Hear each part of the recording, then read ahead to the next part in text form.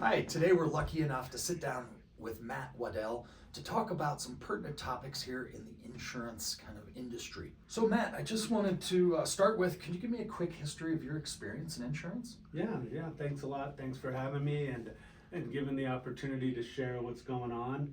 I've been in the industry for 32 years. I started in California.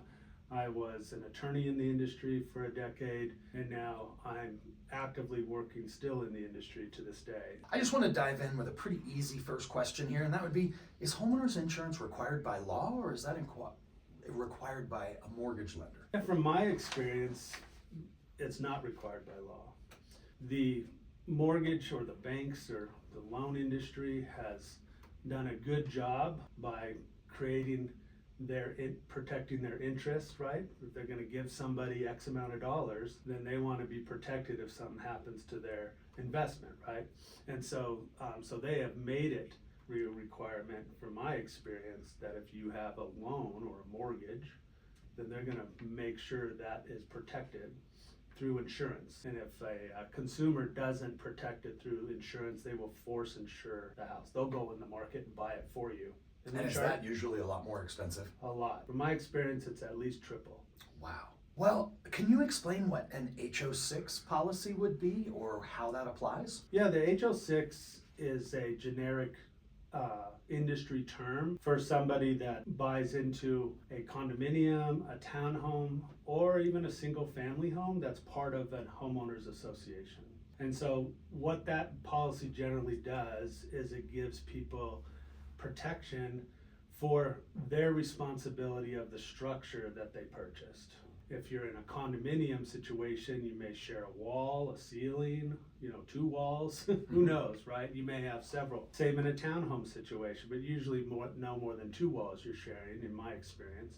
Or you could have a standalone home within one of these communities, but the association, by their covenants, has agreed to insure the outside structure, generally speaking, and there's variations on how much they'll cover or provide insurance for through their covenants, then pass on the rest of the risk to the individual owner or member of the community. When should a homeowner view their policy as underinsured compared to overinsured?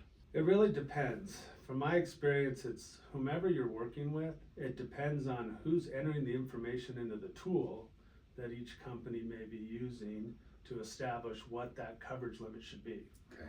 And then it's up to the customer to have a conversation with whomever they're working to make sure, or ask the question, is that enough? So determining what that amount should be, whether you're underinsured or overinsured, every company that I'm aware of uses a tool of some sort that allows the characteristics of a home or a property to be entered into that will come up with a number.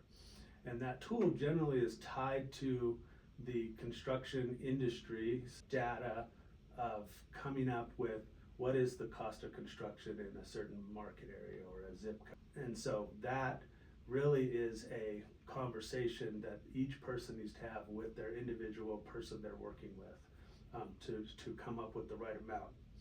We saw in, it was 2 years ago now, the Broomfield Superior fires, where at least it was in the news, I don't know how accurate it was, but they were saying something like 90% of all those homeowners were underinsured.